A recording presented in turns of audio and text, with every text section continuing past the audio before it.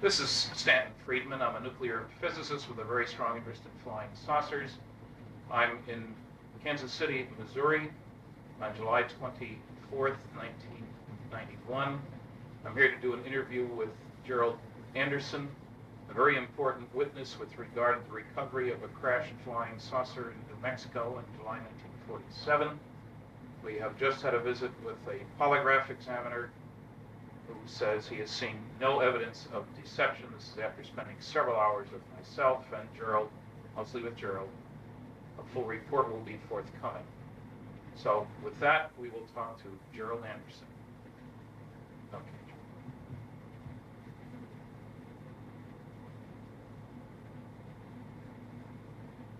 Enough. You state your name, please. My name is Gerald Anderson. Where were you born and when? I was born October 4th, 1941, Indianapolis, Indiana. Okay, and give me a summary of what happened in 1947 with regard to a crashed flying saucer in New Mexico. Well, we had just moved to Albuquerque, New Mexico on July 4th, 1947. This was approximately the day before we went out on the plains of San Augustine with my Uncle Ted, my cousin Victor, my father, my brother Glenn, and myself. We drove down to the plains of San Augustine, which is west of Socorro, New Mexico, in the Magdalena Daddle area, and we were down there looking for banded and moss agate, which, according to my Uncle Ted and my cousin Victor, was prevalent in the area. My brother being an amateur rock hound and wanted to get some of this, and it was a way of showing us around the area, and they had relatives down in Magdalena that they wanted to introduce us to.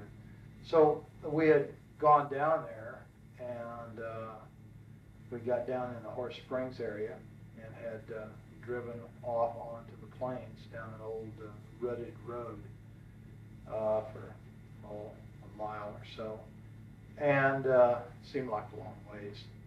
We parked the car, got out of the car, and walked down a hillside, the semi-forested, I guess you could say. It had pinon trees and scrub oak and stuff like that on it. And we'd walk to, well, not scrub oak, but cedar, and walked down the hillside into an arroyo, a dry wash, and then walked south down a dry wash toward where the agates were supposed to be at. And as we came around a bend in the arroyo that had pinon and cedar trees growing on it, we were able to see farther ahead down the arroyo, and on the next ridge line there was a large silver disc-shaped object was embedded in the side of the ridge line, and there was debris and wreckage and stuff strewn about the area, but mainly this thing was intact. I would estimate its size from an adult perspective to be something like 35 feet in diameter. I've heard other people who were there say they thought it was like 50 feet, but as an adult I would say about 35 feet in diameter, quite large. When we got up to it, there were 4 bodies there, not human. There was 2 of them who were obviously dead. One of them was obviously very badly injured, and one of them that apparently suffered no ill effects, or didn't appear to be injured, and was ambulatory, was mobile, and was just sitting there next to the one that was still alive and appeared to be. Were they right next to the vehicle? Right next to it, right under the edge of it. And this craft had apparently come in from the east, bounced off one ridge line, went plowing through this arroyo area, and then crashed into the ridge line and embedded itself. And they were sitting back under the edge. It was kind of tilted up like this, and they were sitting back under the edge here. And I'm assuming that this one creature that was all right had laid this material on the ground, but it looked like unrolled tinfoil that these other 3 creatures were laying on, like it was trying to, like you do a person in shock, you know, put them on a blanket, kind of a thing. And apparently it had some boxes there around it, and had apparently been trying to give first aid or help these other creatures when we first got there. And as we approached the creature, drew back like this, like it was in fear of us, like we were going to hurt it. And it wasn't very long, you know, in trying to communicate with it, the adults were. And it seemed to calm down and just sat there and kind of looked back and forth, watching them, apparently trying to figure out what was going on. Like, what did it look like a little bit more?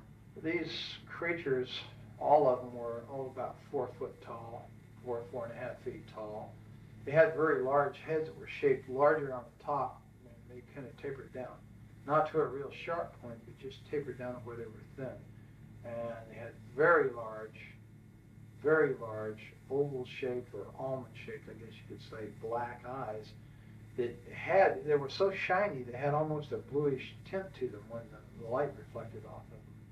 Their skin coloration, I think the best way I could describe that is kind of a bluish tinted milky white. It looked like someone in shock. And the ones that were laying on the ground were really looked more that way, more blue. How about ears, nose, mouth? No, there was no visible ears on the creatures, except like if you was just to cover your ear like this, to where there was just a rise there and then a hole, without your earlobe and the rest of the ear there. How about nose? It was the nose was very small, almost imperceptible, and just like 2 holes straight in, and the lips were just a straight line, just like a cut, and you couldn't see any visible lips like we have. It was just a slit, and What never hair color? made a sound. Pardon? What hair color? There was no hair. They were completely bald. And no sounds? I never heard a sound of one, not out of any of the creatures, including the one that was. Did you see fingers? Yeah, they had fingers like this. They didn't have a little finger. They just had the thumb, had 3 extra digits, except the center digit was longer, and the other 2 were about the same size. They were very long and slender. It looked very delicate, and I've made the statement before, and I'll make it again. I think it would have made excellent violinists because of the structure of their hands. They were wearing one-piece suits. All of them were dressed exactly the same, and it was sort of a real shiny, silverish gray color. No zippers, buttons? No, I saw no zippers, no buttons. Insignia? No insignias. The only thing that was different, they all had this, but the only thing that was different from the silvery gray suit was that down like the seam on it, like it was a seam on the shoulder, and around the collar it was trimmed in what appeared to be maroon, like cording. Then the suits were continuous with their footgear. You could see right about this area down, it seemed to be less pliable than it was up here, like this was a stiffer area, like it was boots or shoes or something. But they were all dressed exactly the same. Okay, so you and your family are talking back and forth, wondering what was going on. What did your family say? I mean, did anybody say anything? Yeah, my brother, one of the first remarks I heard he made was, that's a goddamn spaceship. There was bodies up there, and I was told not to go up there, which I did. And how old was your brother at the time? He was in his early 20s, I think 20, 21, something like that. He was a lot older than you were. Oh yes, considerably. When we got up there, I kind of meandered off to one side. This thing was cocked up, and I was standing here. The bodies were here, and everybody else was kind of down here, except my cousin Victor was over here playing and looking in this gaping hole on the side of this disc, and it's shaped just like a discus, except for a round dome was up on top, and there was this big gaping gash in here where you could see inside. It looked like a double hall. How big length? The dome? The gash. Well, it covered the greater majority from the center of the craft out. It was just like a gaping hole in there.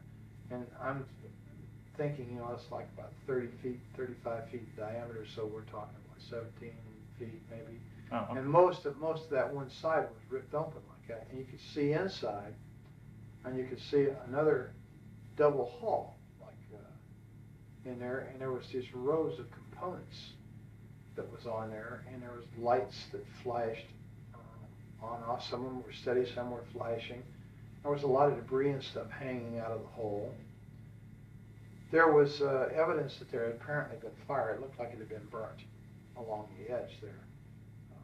The gash. Now, this wasn't a gash that could have been caused by the thing coming into the ground. It wasn't at the leading edge of the vehicle. No, this was in the side, like, it almost appeared, it was elliptical. It almost appeared as if something the same shape as the disc we were looking at had hit that same, had hit the disc and left an imprint that pretty closely approximated the outside diameter of the disc itself. And it appeared to be caved inward. Okay. And kind of like you'd hit it like this and just crumpled and caved in and ripped it open. Okay, so you're there. You take all this and everybody's mystified. What were the circumstances outside? Hot, cold? Very, very hot. Well, to me, being the first time in New Mexico and coming from back east, that dry heat was just like being inside of an oven. It was unbelievable to me, and that was the odd part about this thing. The closer you got to it, the cooler it was. And standing under it in the shade there, next to these creatures' bodies, it was like refrigerated air conditioning. And did you feel air coming out of this thing? Or? No, it was just like it was ambient. And I remember reaching up and putting my hand on the side of it, and I think I was afraid it was going to hit my head because there was enough room for me as a small child, I was approximately the same size as these creatures to walk up under there and stand there, but I kind of did like that, put my hand up against this thing. What did it feel like? It was ice cold. It felt like it just came out of a freezer. Was it smooth? Was it rough? It was very smooth. It had a very smooth texture to it. It was obviously made out of metal. It was very solid, and it was very cold, ice cold. And there was a smell in the area. It smelled volatile, acrid, like acetone. And that seemed to be coming out of that gash, that smell.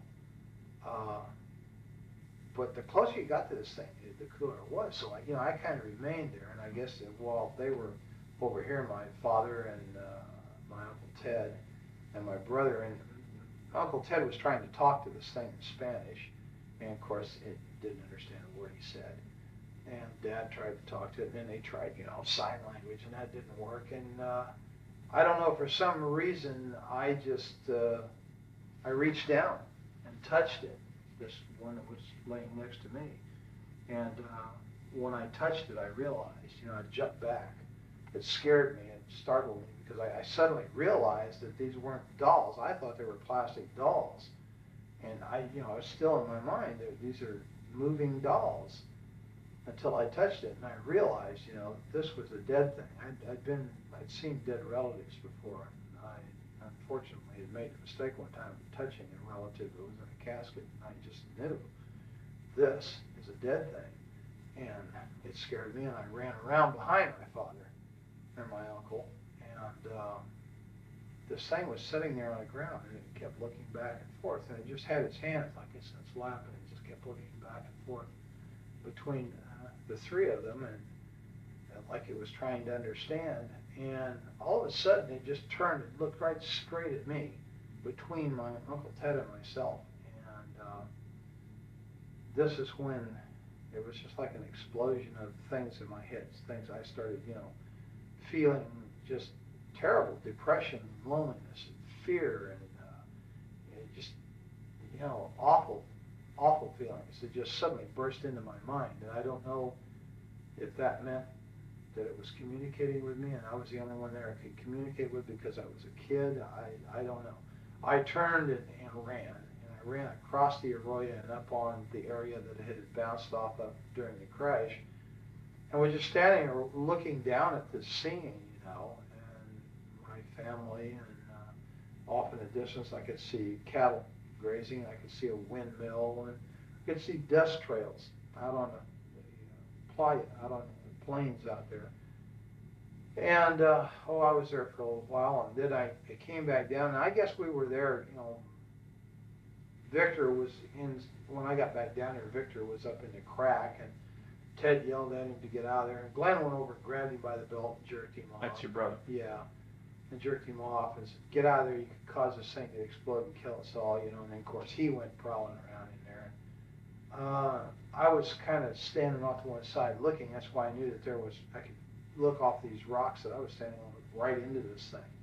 That's why I knew, about the lights and the components and stuff. And then, I heard other people talking. I turned and there was a group of people coming up the Arroyo from out on the plains from the south. They had come up there, and of course they walked up and was talking. And how many? There was an older man and 5 younger students. Boys, girls? There was 3 boys and 2 girls, and they were all, introducing, talking to my father and my uncle and my brother. What did the older one look like? The man. leader of this group, Yeah. the man, he was a very tall man, very big man. He was wearing a pith helmet when he first came up, one of those kind of explorer helmets. And he was bald, and I know that because he had taken it off, and he had done this, a couple times with a handkerchief and put it back on. He was a balding man, and he had a round face. He was very ruddy complected. He's a big man, and he apparently was a doctor because they kept calling him doctor. And as I understand it, it was an archaeological group that was out there on some kind of summer thing, and they talked, and he apparently was able to speak several foreign languages, and he tried to talk to this creature several times in different languages, again to no avail. How did he happen to be there? Had he seen the thing? Well, they claimed that they said they saw this thing come down the night before, flaming, and they thought it was a meteorite. And they had talked about, well, in the morning, we'll go over there and see this, where this meteor came down, because that's what they thought it was. And when the sun came up the next morning, and they got about their business and got up, and somebody looked over and said, they saw all the shiny metal and stuff across the plains there, and they realized it wasn't a meteorite, it may have been an airplane, and that crashed. So they all decided to go over there and see if there was anybody who was alive, that was hurt, that needed help. They had driven over? No, they walked over, apparently, the way I understand it. And it's quite a ways across that plain, so it had to take a very long time to do this. Or they may have had a vehicle, I don't know. That's an assumption, I think, on my part.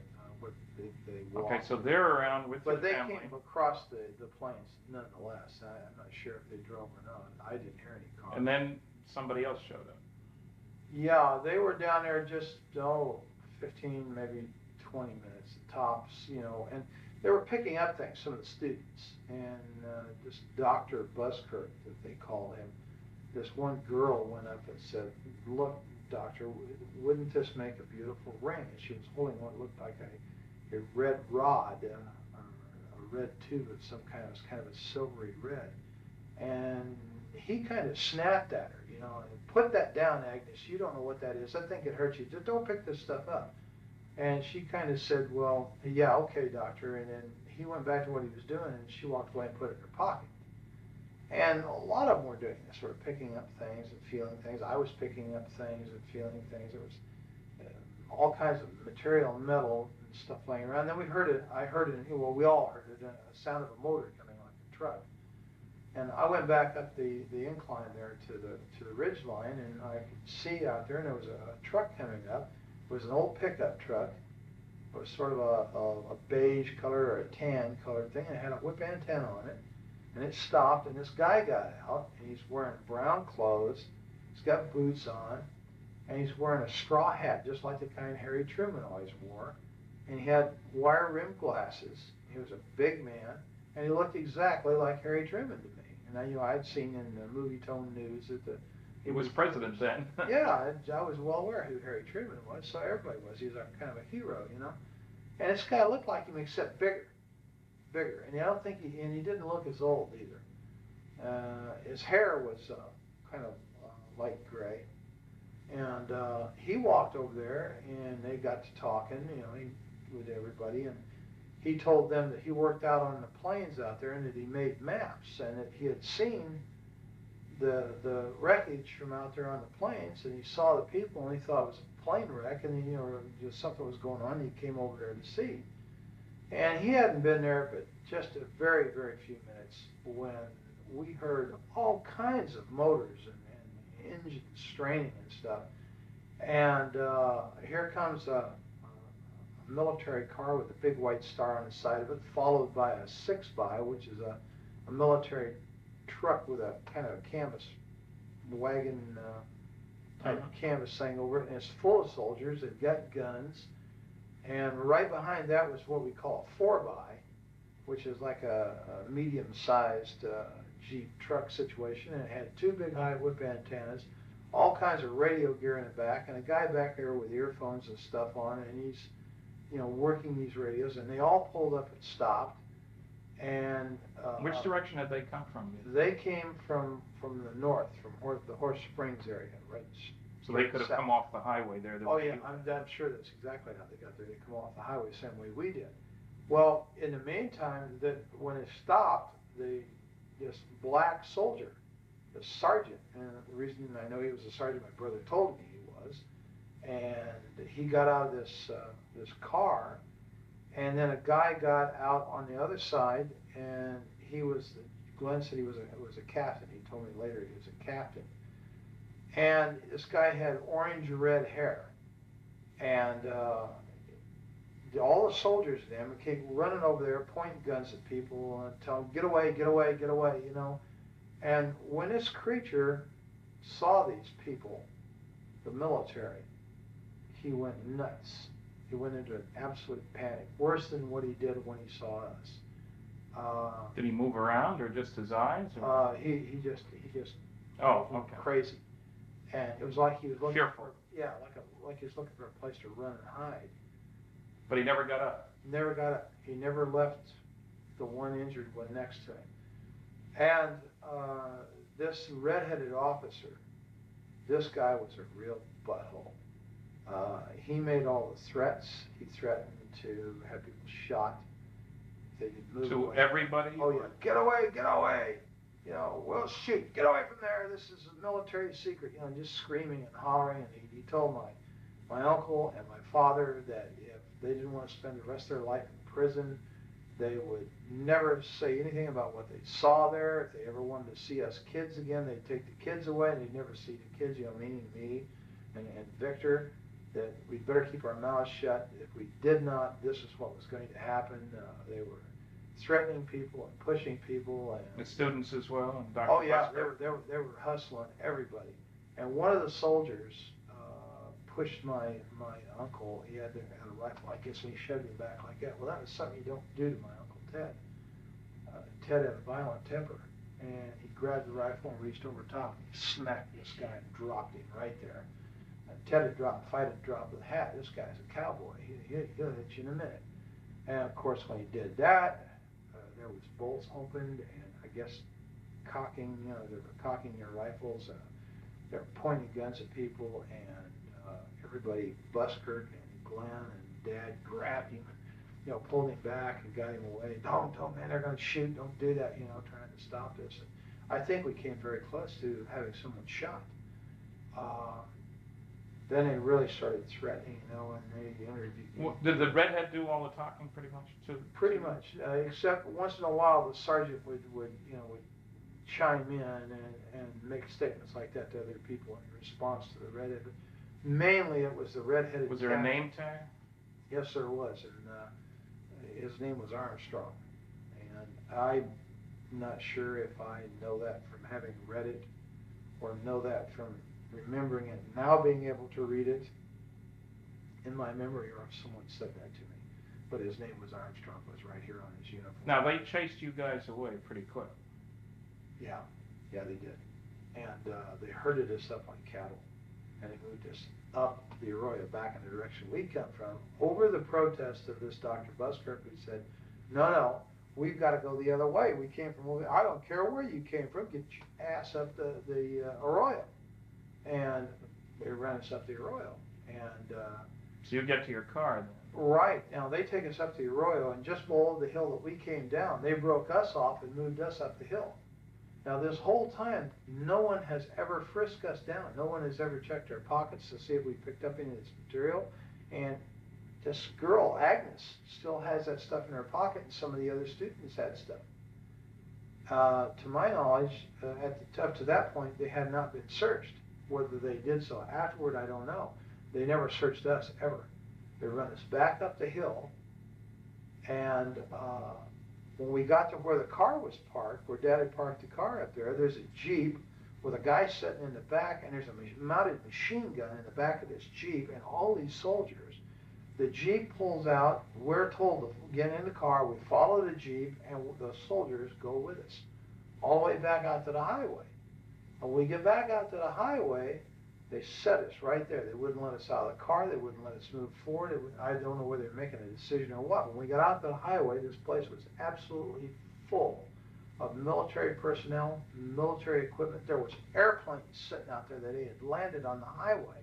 Did you see any airplanes when you were back at the site? Yeah, there was airplanes in the sky, but nobody thought much about it. I didn't think anything about it. I was used to airplanes being in the sky, having, been raised in Indianapolis, Indiana, the home of the Northern bomb site. The sky was always full of military aircraft. I never thought nothing about it. And when we get back onto the highway, there's observation aircraft, high-winged aircraft, and there's one, what I know now to be a C-47 sitting there, and how we didn't hear that land's beyond me. And how he landed, well, of course, I guess you could land if you're a good pilot out there, because there's no telephone poles or anything.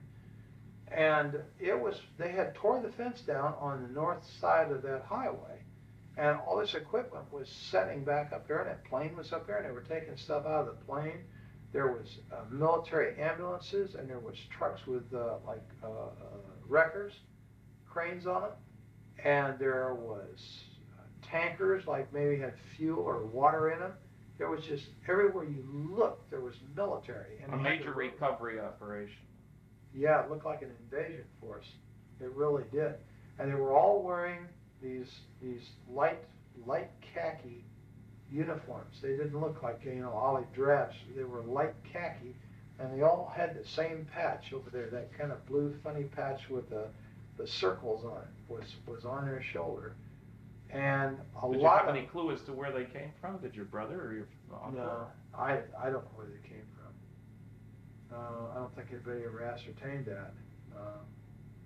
There were a lot of them had MP patches, and some of them were wearing nightsticks off of these webbed utility belts. They had nightsticks, and they had 45s and holsters. The automatics in a full holster. And these were the people who were given most of the orders. They had the road barricaded off out there, and we sat there for a very long time, and we were getting thirsty and everything, and we asked, if we could go back to Horse Springs and get some water. Oh, no, you can't go through there.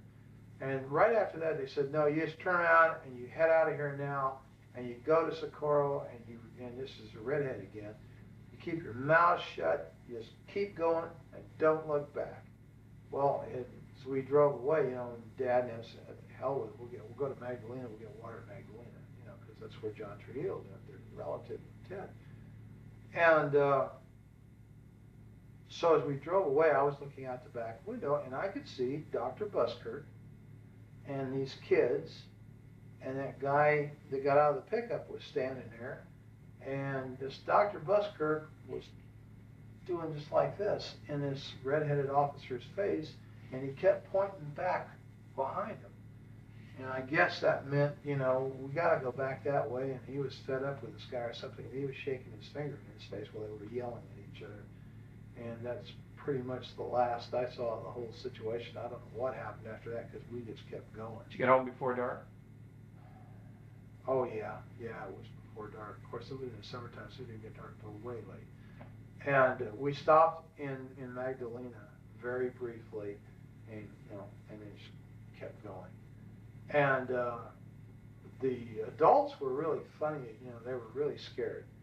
And I had very rarely, well, of course I didn't know him that well, but over the years I knew that Ted was not much of a disciplinarian. He really didn't discipline the kids that much. But he really knocked the fire out of old Victor. Victor wanted to talk about what we just saw. And Ted kept telling him, shut up, don't talk about it. Nobody's talking about this. Finally, he just turned around and knocked the living hell out of Victor for shooting his mouth off. Did Ted work at Sandia then? Yes, he did. He did something out there in the technical area. I don't know. Had a clearance? Yes. And later, your dad worked out at Sandia? Yes, he did. Security. And he worked there for years. Until he retired? Until he retired. And Dad had some very high clearances. Okay. When we got home, we Mom was over at Uncle Ted's house, and Mom perceived instantly that something was wrong. I said, "What's wrong, Glenn?" He's again. And they decided to tell him. Well, when he did, then of course Isabel, oh my God, you saw demons, you saw the devil, because Isabel was Ted's wife? Ted's wife is a devoutly religious Catholic person who thinks anything that isn't a vision of, say, the Virgin Mary or of Jesus is quote unquote demons, and that's what we saw.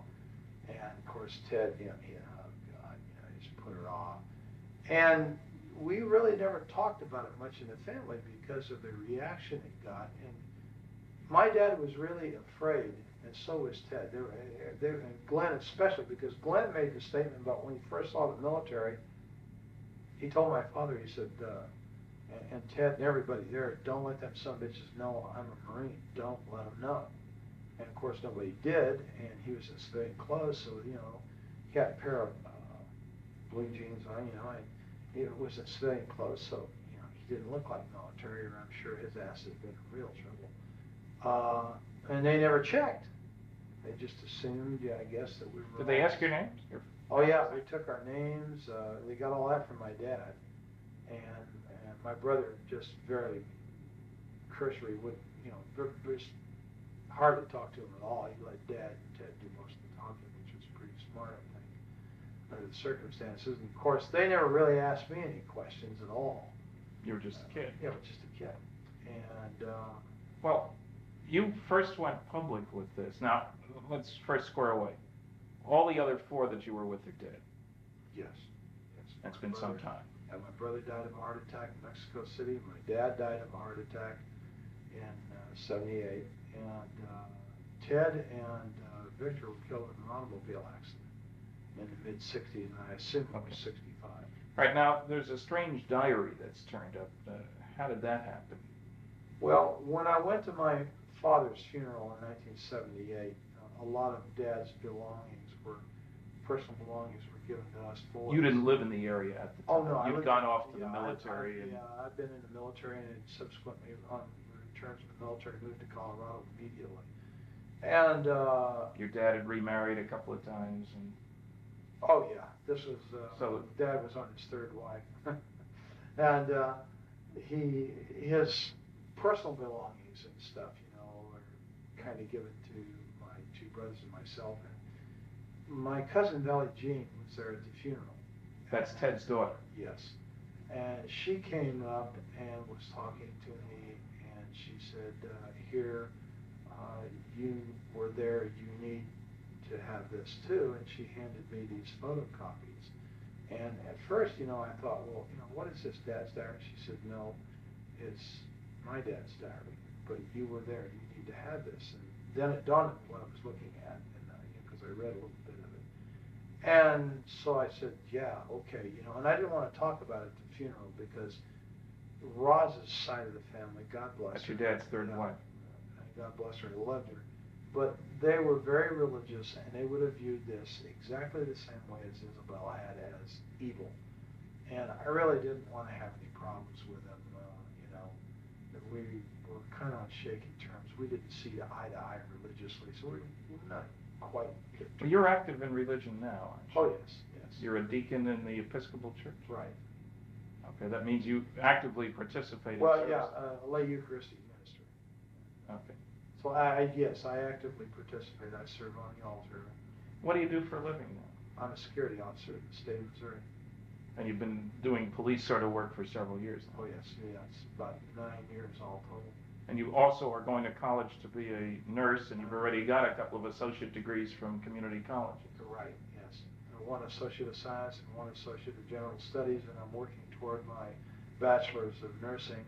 In roughly 2 years, I will have my Bachelor of Nursing. I'll be a licensed. Now, to be a security officer, you have to be licensed by the state of Missouri, do you? Yes, you have to be a certified law enforcement officer, which means that you have to have gone to the state academy, the Department of Public Safety. So that's not just a pickup thing.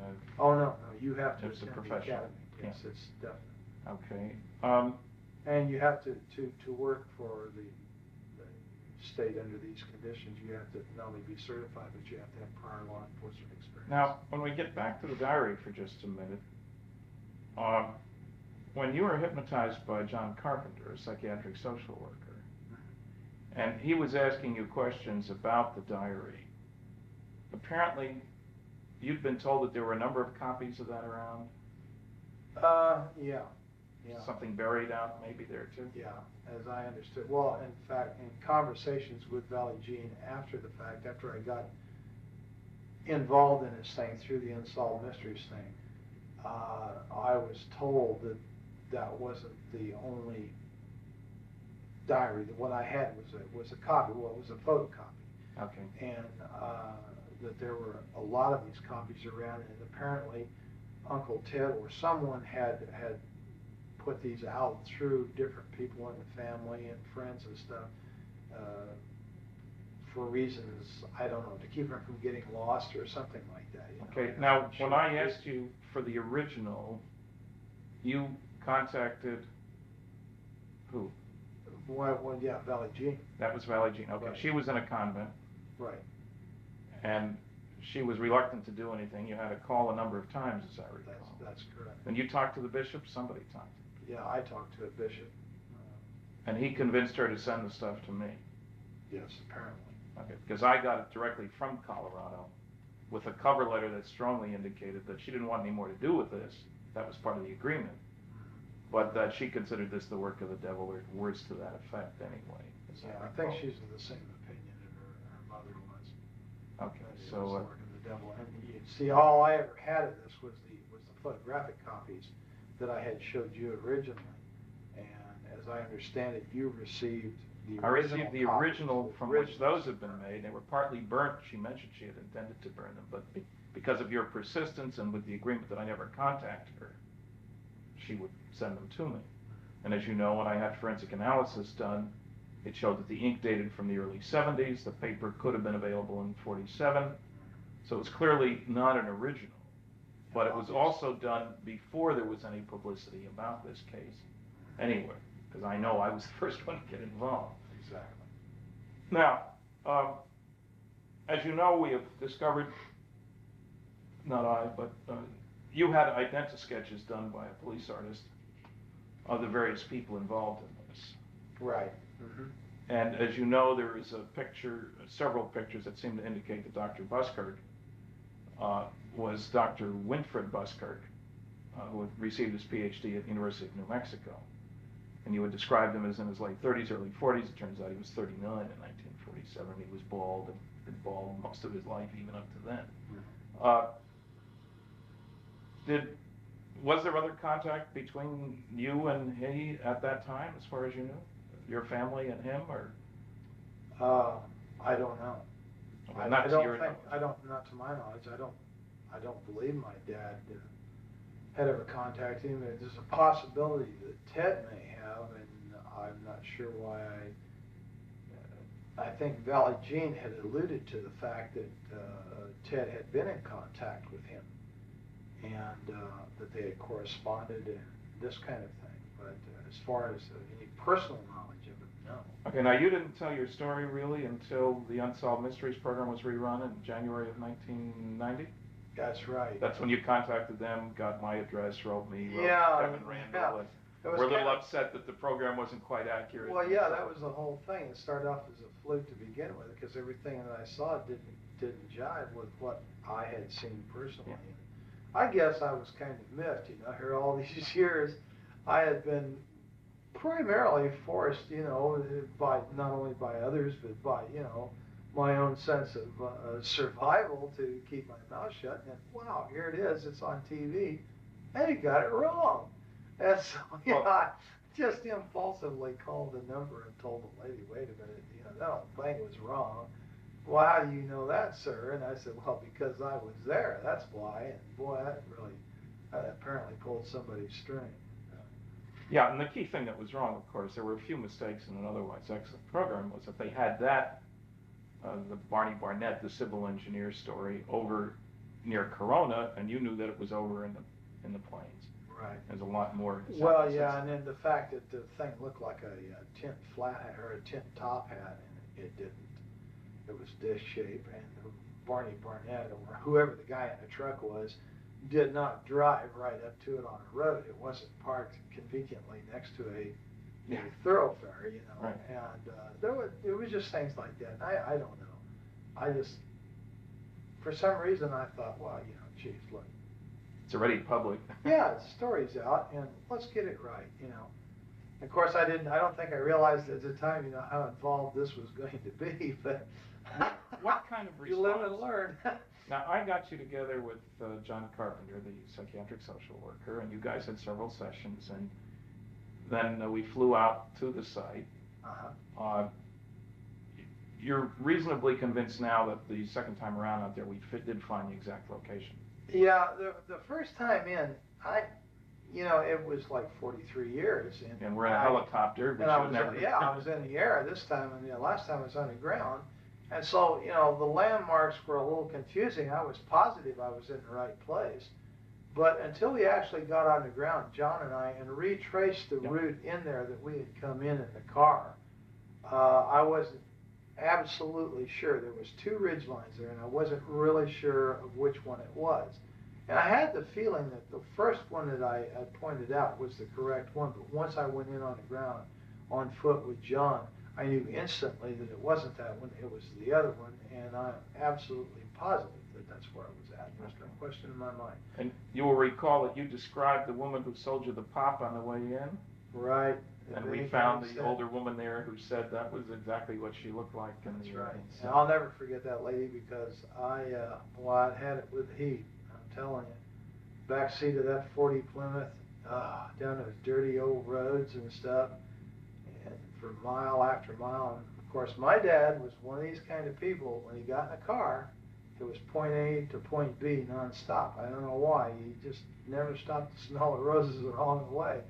And so, you know, I was pretty sad shape, and you know, I remember that lady quite well. What kind of response have you had?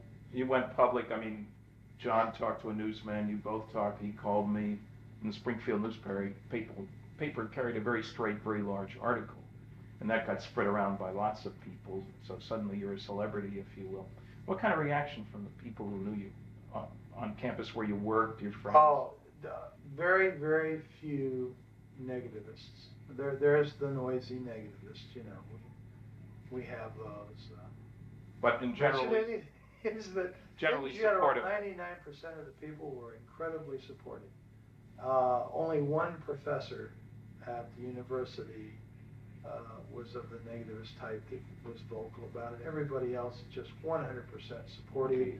The majority of these people are absolutely convinced, even without this story, that extraterrestrial life forms exist and that the people are flying around out there and moving between systems and stuff. And it's just an unbelievable amount of support. You didn't lose your job. Oh, no. Your boss didn't give you a hard time. Absolutely not. In fact, I think I can publicly say that my boss is extremely supportive because he is a avid ufologist himself. He is fascinated by the subject, and you won't have any problem convincing him either. And my boss has a master's degree. He's not someone that's untrained observer that's given to hallucination. Most of the people who are the most supportive of me are people with very high educations, very, very solid education, very solid, upstanding degree people, not given to hallucination. You attended a UFO conference with John Carpenter, and he gave a paper, I guess, and introduced you. Sure did. And you've got a response from that audience too. Yeah, 100% supportive. I was really quite relieved and made very, very welcome. And, well, you've been interviewed by a number of other people. Linda Howe, working on a documentary and so forth, seems to have bought the story. Now, how much contact did you have with Kevin Randall? A very brief telephone call. I came home from work one day and there was a message on my answering machine, and as you well know, I have a tendency to be hard to get a hold of. Yes. And he'd left his number, and of course I had his address and yours, and I had sent cards to both of you, and something to the effect, if you want to know what really happened out there, call me. Yeah. And he had called and I wasn't there, and he had left his number, so I returned his call. Now, I talked to him very briefly. primarily because I didn't like the man's attitude. I don't feel comfortable with people who call other people liars and charlatans and phonies and say that they rig their research to make it come out the way they want. And when someone starts telling me this kind of thing, then the first thing I want to do is I want to get away from them. And this is exactly what I did. Now, I understand that this man claims that I talked to him for 2 hours and that he has a 2-hour tape of one contradiction after another of me, and that's not quite true. Okay, there's been no other contact with him? No other contact. I won't give the man a time of day. And has any other investigator, any of the noisy negativists approached you directly? no, none at all. The only other investigator is you yourself, or Don Berliner, and Bob Bigelow and John Carpenter. Okay. And of course, you're quite familiar with our involvement. And you agree that on that first trip to the plains, it was you, I, Bob Bigelow, and a pilot in the helicopter. Yeah, Joe Channing, the pilot, was in the front seat on the left side. I was in the front seat on the right side. You were directly behind me. No. You were directly behind the pilot on the left side, and Bob Bigelow was directly behind me on the passenger side. Right, and then we met up eventually with Don Berliner and John Right. Carpenter, and we spent the next 3 days They together. drove to Dattle. They drove the Jeeps and stuff to Dattle, and were waiting for us at Dattle when we landed in the highway island out there. Right, and as you recall, where did we refuel the helicopter? Springerdale, Arizona. Because So it's not far to Arizona, that's the Oh, point. no, it was just a matter of a few minutes, actually. 25 minutes maybe at the max, west of where we were located. All right, I think we may pick this up another time, but I think that'll do us for now. I really appreciate the time and trouble and effort and all the rest of that, and on to bigger and better things.